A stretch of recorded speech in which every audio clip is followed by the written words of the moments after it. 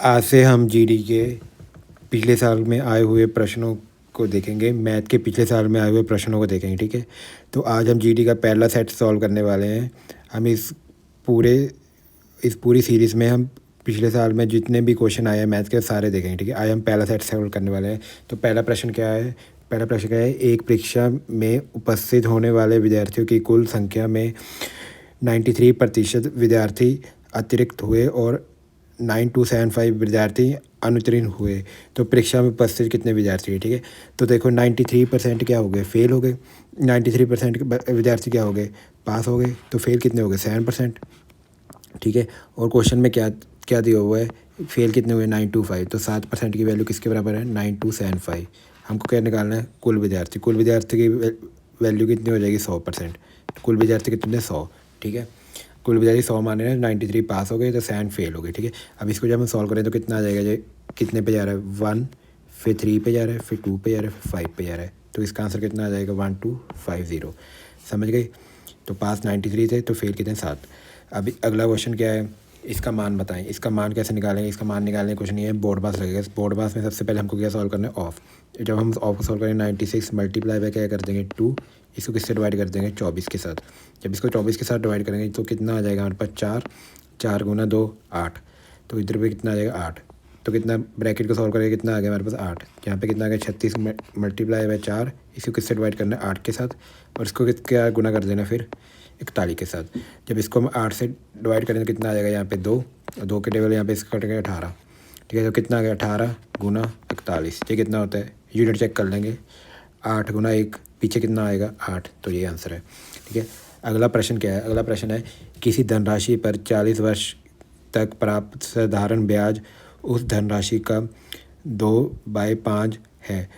तो वर्ष ब्याज दर की, ठीक है, हमने रेट निकालना है इस क्वेश्चन में। देखो साधारण ब्याज 40 वर्ष, देखो हमको समय कितना दिया हुआ है, इसमें समय दिया हुआ है 40 वर्ष। और यहाँ पे हमको साधारण ब्याज मिल कितना रहा है, ऐसे कितना मिल रहा है हमको, 2 रुपये। कितने पे, प्रिंसिपल कितने हैं, 5। तो इसमें हम फॉर्मूला लगा देंगे। ब्याज कितना हमारे पास, 2। प्रिंसिपल कितना हमारे पास, 5। हमको क्या निकालना है, ब्याज प्रतिशत। और इसको किससे मल्टीप्लाई कर देंगे हम, 5 के, इसको हम किससे मल्टीप्लाई करें, टाइम कितना हमारे पास, 40। इसको किससे डिवाइड कर देंगे, 100 के साथ। जब इसको 100 से डिवाइड करेंगे यहाँ पे कितना आ जाएगा, 20। और यहाँ पे 20 को कटेगा कितना आ जाएगा, 20, ठीक है। 20 आ जाएगा।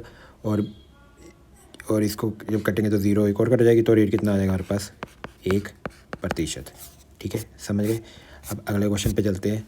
अब अगला क्वेश्चन क्या है, आर एक काम को 90 दिन में पूरा करता है। आर एक काम को 90 दिन में पूरा कर सकता है, तो 45 दिनों में कितना काम करेगा, ठीक है। 90 दिन में वो कितना काम कर रहा है, 100%, ठीक है। तो 100% 90 दिन में कर रहा है, तो 1% कितने दिन में करेगा वो। तो एक दिन में वो कितना काम करेगा, 100/90। तो 45 काम कितने दिन में करेगा, 100/90 गुना किसके साथ कर देंगे, इसको 45 के साथ। तो कितना आ जाएगा यहाँ पे, 2 से इसको करें कितना प्रतिशत काम कर देगा, 50%, ठीक है। अब जैसे अगला क्वेश्चन है, एक विद्यार्थी ने एक परीक्षा में 75% अंक प्राप्त किए और उससे 60% अंक प्राप्त करने वाले दूसरे विद्यार्थी के अंक से 30 अंक अधिक प्राप्त हुए, ठीक है। एक विद्यार्थी ने कितने, 75%, दूसरे ने कितने किए, 60%, ठीक है। इन दोनों में कितने का डिफरेंस आ रहा है, इन दोनों में कितने का डिफरेंस है, 15% का। और क्वेश्चन में इसकी वैल्यू किसके बराबर दी हुई है, 30 अंक के बराबर। तो 15 की वैल्यू किसके, 30 अंक के बराबर है। तो 1 की वैल्यू कितनी आ जाएगी, 30/15 कितना आ जाएगा, 2। तो हमको क्या निकालना, कुल अंक हमेशा 100% का पेपर होता है। तो 100% की वैल्यू कितनी आ जाएगी, 200 नंबर। तो इसका आंसर कितना आएगा, 200, ठीक है। अब जैसे अगला प्रश्न है, अगला प्रश्न क्या है, चक्रवृद्धि ब्याज वर्ष रूपी में संयोजित किया जाता है, पूरे मतलब वर्ष में, पर रखी गई एक धनराशि 10 वर्षों में से के दुगना हो जाती है। 10 वर्षों में कितने हो जाती है, दुगना हो जाती है चक्रवृद्धि ब्याज पे। तो हमको क्वेश्चन में निकालना क्या है, 4 गुना कितने समय में होगी, ठीक है। देखो दुगना कितने में हो जाती है, इस क्वेश्चन करने का कुछ ईजी ट्रिक का क्या होता है, ऊपर रखो हमारा कितना हमारे पास अमाउंट है, नीचे क्या रखेंगे, कितना हमने राशि थी, और ऊपर क्या आ जाता है यहाँ पे, टाइम, ठीक है। अब हमारे पास अमाउंट कितनी थी, अमाउंट हमारे पास कितने रुपये थे, 4 रुपये, ठीक है, 4 गुना हो जाती है ना अपने आप का, 1 का 4 गुना हो जाती है, कितने टाइम में हो जाती है? 1 का दो गुना हो जाती है, कितने टाइम में हो जाती है? कितने वर्षों में? 10 वर्षों में। हमको कितने गुना करना है? 4 गुना करना है, 4/1। ठीक है, 4/1 करने के लिए देखो 4/1 को हम क्या लिख सकते हैं? 2/2/1। ठीक है, इसको निकालना है। अब 2/1 इसकी वैल्यू कितनी दी हुई है हमारे पास? 10। तो हमको यहाँ पे कितना लिख सकते हैं? 10/2। कितना आंसर आ जाएगा? 20 वर्षों में राशि कितनी हो जाएगी? 4 गुना हो जाएगी अपने आप का। ठीक है, अब जैसे अगला प्रश्न है। अगला प्रश्न क्या है? रोहित 2320 रुपये में एक पुराना बल्ला खरीद के लाता है। उसकी मरम्मत 180 रुपये खर्च करता है। यदि वह बल्ले को 2400 रुपये में बेचता है तो हानि प्रतिशत निकालें। हानि प्रतिशत निकालनी है इसमें। देखो बल्ला वो कितने का खरीद के लाता है? 2320 का। ठीक है, उसकी मरम्मत पे उसने कितने खर्च कर दिए? 180। तो उसको बल्ला कितने का पड़ा? इन दोनों को जोड़ देंगे तो कितना आ जाएगा? 2500। 2500 का क्या पड़ा उसको? बल्ला पड़ा। ठीक है, और उसने बेच कितने का दिया उसको? 2400 का। ठीक है, तो यहाँ पे उसको कितने का हानि हो गई? 100 की हानि हो गई। किस पे हानि होती है? सीपी पे, 2500 पे। गुना किससे कर देंगे इसको हम? 100 के साथ। तो कितना आ जाएगा ये? 4% हानि हो जाएगी उसको। ठीक है, अब जैसे अगला प्रश्न है। अगला प्रश्न क्या है? 7200 रुपये को PQR के बीच में क्रम में 1/2, 4, 3/2 के अनुपात में बांटा जाता है तो आर का हिस्सा बताएं। आर का हिस्सा बताना है। तो ऐसे क्वेश्चन को करने का सबसे पहले हम जो नीचे बटे में है उसको हटाएंगे। उसको हटाने का क्या तरीका होता है? नीचे वालों को एलसीएम ले लो। नीचे वालों का एलसीएम कितना आएगा? 2। अब इस सारी को 2 से मल्टीप्लाई करेंगे। जब इसको 2 के साथ मल्टीप्लाई करेंगे सारी को, तो यहाँ पे कितना आ जाएगा? 2 के साथ मल्टीप्लाई करेंगे, 2 के साथ 2 कट जाएगा, 1 आ जाएगा। यहाँ पे कितना आ जाएगा? 8 आ जाएगा। यहाँ पे 2 के साथ गुना करेंगे तो कितना आ जाएगा? 3 आ जाएगा। अब जब हम इन सबको जोड़ेंगे तो कितना आ जाएगा? इन सबको जोड़ेंगे तो 9, 9 और 3 12। 12 की जो वैल्यू किसके बराबर दी हुई है? 72, 7200 के बराबर। तो एक की वैल्यू कितनी आ जाएगी यहाँ पे? 600। हमको किसकी निकालनी है? आर। आर कौन था? देखो आर जो लास्ट वाला था ना, तो हमको 3 की वैल्यू निकालनी है। 3 की वैल्यू कितनी आ जाएगी? 600 गुना 3 कितना आ जाएगा? ये 1800। ठीक है, अगला प्रश्न जो है, अगला प्रश्न क्या है? दो लेटगाड़ी समान चल से विपरीत दिशा में चलती हैं। विपरीत दिशा मतलब एक दूसरे के विरुद्ध चलती हैं। यदि प्रत्येक रेलगाड़ी की लंबाई 320 है, एक रेलगाड़ी की लंबाई है 320 और वह 18 सेकंड में एक दूसरे को पार करती हैं, तो रेलगाड़ी की चाल कितनी है? ठीक है, रेलगाड़ी की स्पीड निकालनी है। मतलब दो रेलगाड़ी थी मेरे पास, ठीक है, एक इधर से आ रही है और एक इधर से आ रही है। ठीक है, दोनों की जो हमारे पास लेंथ है वो कितनी है? दोनों की लंबाई 320 है, इसकी भी 320 है। ठीक है, इसकी स्पीड भी सेम है, इसकी अगर एस है तो इसकी स्पीड भी कितनी है? एस है। ठीक है, तो ऐसे क्वेश्चन को कैसे करते होते? दोनों जब एक दूसरे की तरफ आ रही है तो स्पीड क्या हो जाती है? ऐड हो जाती है। स्पीड ऐड हो जाएगी, एस प्लस एस, और ऊपर क्या आ जाएगा? दोनों की लंबाई कितनी है? 320, उसकी भी कितनी है? 320। जब हम लंबाई को स्पीड के साथ डिवाइड करते हैं तो हमारे पास क्या है? टाइम कितना आ रहा है यहाँ पे? 18 सेकंड। ठीक है, 18 सेकंड यहाँ पे टाइम आ रहा है। अब इसको हम क्या कर लेंगे? सॉल्व कर लेंगे। 320 कितना आ जाएगा? 640। यहाँ पे कितना आ जाएगा? 2s किसके बराबर है? 18 के बराबर है। ठीक है, अब इसको हम सॉल्व कर लेंगे तो कितना आ जाएगा? यहाँ पे कितना आ जाएगा? 320। ठीक है, तो ये s की वैल्यू कितनी आ जाएगी? इसके बाद हमारे पास s की वैल्यू आ जाएगी 320/8। ये हमारे पास किस में आई है ये वैल्यू? मीटर पर सेकंड में। आंसर किस में है? किलोमीटर पर आवर है। तो किलोमीटर पर आवर में निकालने के लिए हम इसको किसके साथ गुना कर देंगे? 18/5 के साथ। जब इसको 18/5 के साथ गुना करेंगे तो कितना आ जाएगा यहाँ पे? 64। तो इसका आंसर कितना है? 64 किलोमीटर पर आवर।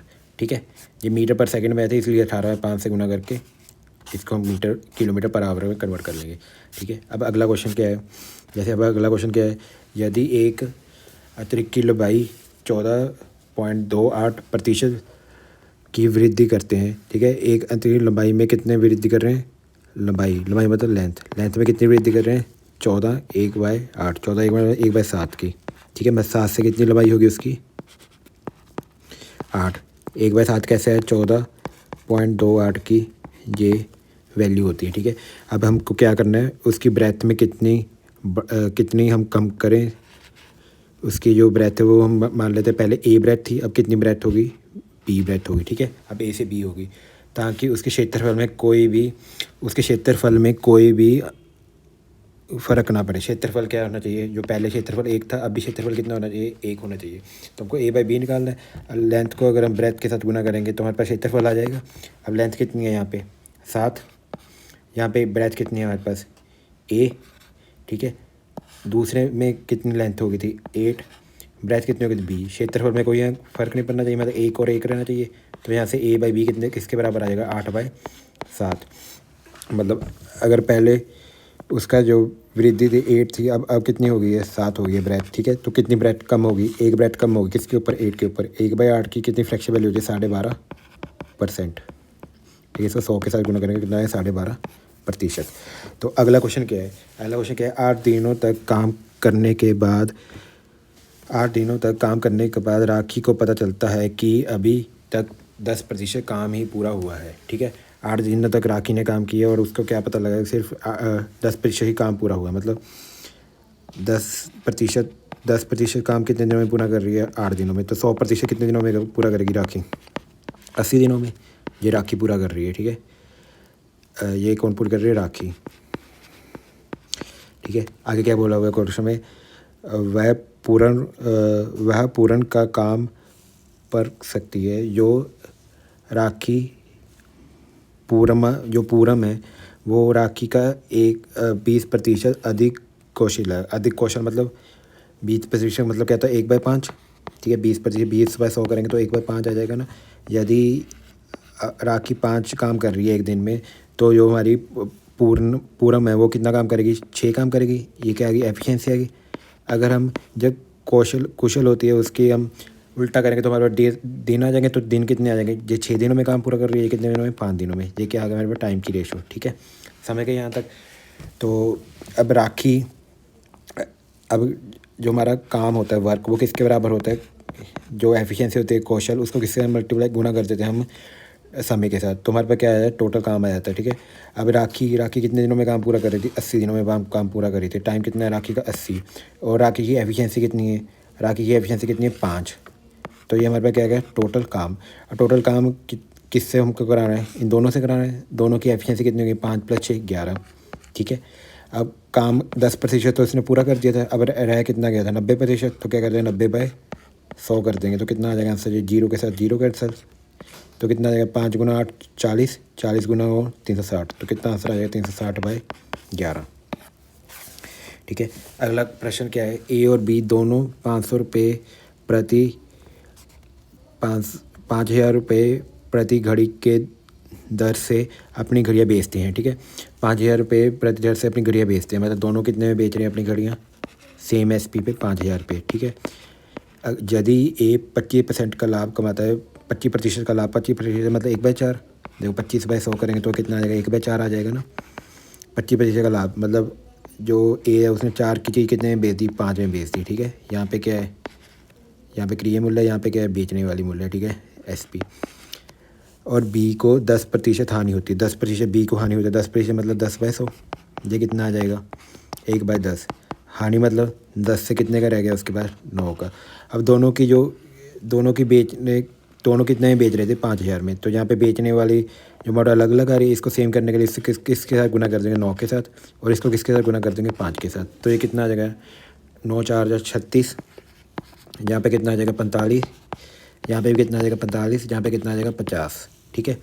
अब क्वेश्चन में क्या पूछा है, क्वेश्चन में पूछा है ए और बी की कार्य मूल्य का अनुपात बताएं। कार्य मूल्य कितनी है दोनों की 36 और 50। ये क्या आ गई उस दोनों की अनुपात काटेंगे तो कितना आएगा 18/25। तो इसका आंसर कितना आएगा 18/25, समझ गए, ठीक है। अब अगला क्वेश्चन करते हैं।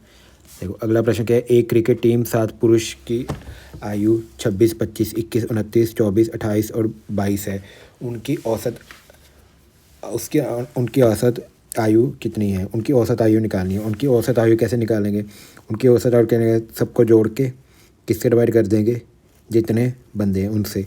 जहाँ हम यहाँ पे एक डिविएशन भी लगा सकते हैं, चलो सबको जोड़ के भी कर सकते हैं। 26 कितना 26 25 कितने बंदे कहते हैं 1 2 3 4 5 6 7, ठीक है 7 बंदे हैं। 25 21 29 24 28 और 22, इन सबको जोड़ के किसके साथ बांट देंगे, उसको 7 बंदों में बांट देंगे, ठीक है। अब जब इन सबको जोड़ेंगे तो कितना आ जाएगा, इन सबको जोड़ो, 1 2 3 4 5 6 7, 7 गुना 2 140, 140 तो ये हो गया। अब नंबर जोड़ लो, 6 + 5 11, 11 1 11, 11 1 12, 12 9 12 9 21, 21 4 25, 25 25 10, 25 और 10 कितना होता है 35। तो कितना आ जाएगा यहाँ पे 175/7। तो कितना आ जाएगा यहाँ पे सॉल्व करेंगे 25। इसका आंसर कितना आ जाएगा 25 आ जाएगा। अगला क्या है, अगला हमारे पास इसका मान ज्ञात करें। तो हमको क्या सबसे पहले ब्रैकेट सॉल्व करनी है। जब हम ब्रैकेट सॉल्व करेंगे 7 + 3 कितना आ जाएगा, यहाँ पे सॉल्व करेंगे 7 + 3 40, ठीक है। इसको किसके साथ गुना करना है हमको, इसको इसके साथ बांटे, कितना आ जाएगा यहाँ पे 22, और इसको किसके साथ गुना करना है 25 के साथ। 25 चौका कितना होता है 100, और एक जीरो और लग जाएगी तो कितना आ जाएगा 1000। इसको किसके साथ गुना करना है 22 के साथ, कितना आ जाएगा 22,000 आंसर आ जाएगा इसका, ठीक है। अब अगला प्रश्न देखते हैं। अगला प्रश्न क्या है, एक वर्ष में सपना का औसत वर्ष में प्रथम 3 महीने का 1100 है। एक वर्ष में देखो सपना कितना खर्च कर रही है, 3 महीने वो 1100 रुपया, ठीक है। ये 1100 क्या औसत है, तो टोटल कितना खर्च करेगी, फिर वो अगर ये औसत 3 महीने में 1100 है, टोटल कितना खर्च करेगी, टोटल खर्च करेगी 1100 गुना 3, तो कितना आ जाएगा ये 3300 रुपये। 3300 रुपया वो 3 महीने में खर्च कर रही है। अगले 5 महीने में कितना खर्च कर रही है वो 1000, तो टोटल कितना खर्च करेगी वो 5000, ठीक है।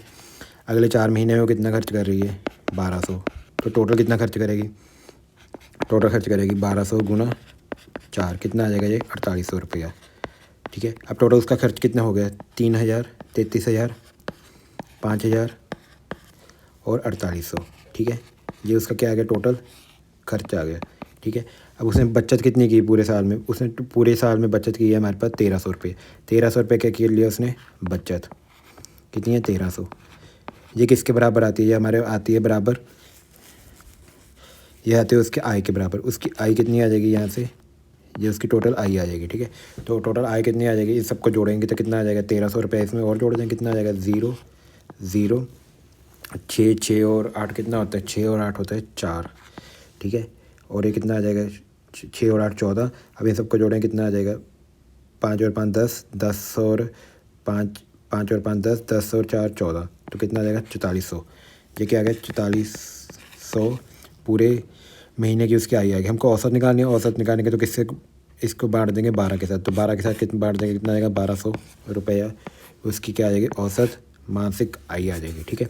जैसे अब अगला क्वेश्चन है m/n अगर बराबर है 9/6 के, तो m+n m-n ज्ञात कीजिए, ठीक है। ये क्वेश्चन करने कुछ नहीं करना है। यहाँ पे लिखे 9x है, यहाँ पे क्या है 6x है, ठीक है। यहाँ पे हम पुट कर देंगे, यहाँ पे लिख देंगे m की वैल्यू 9 के बराबर, 9 + 6 कितना हो जाएगा 15x, और 9 - 6 कितना हो जाएगा 3x, ठीक है। ये x से x कट जाएगा, इसको जब हम कटें कितना आ जाएगा 5/1, तो इसका आंसर कितना आ जाएगा 5/1, ठीक है।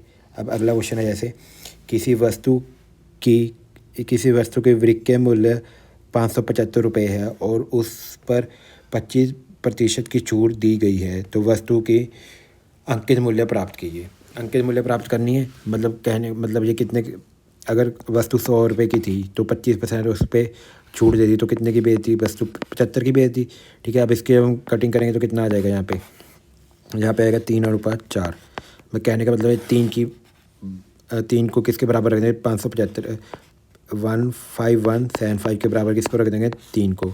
तो हमको निकालनी किसकी है, क्रिया की क्या निकालनी, अंकित मूल्य। अंकित मूल्य क्या होती है MP, इस पर ही हम छूट देते हैं, तो क्या आती है हमारे पास विक्रय मूल्य। जो हमारे पास क्या आएगी विक्रय मूल्य 3 आ गई, 3 की वैल्यू इसके बराबर रख देंगे। हमको क्या निकालना है अंकित मूल्य 4 की वैल्यू निकालनी है, ठीक है।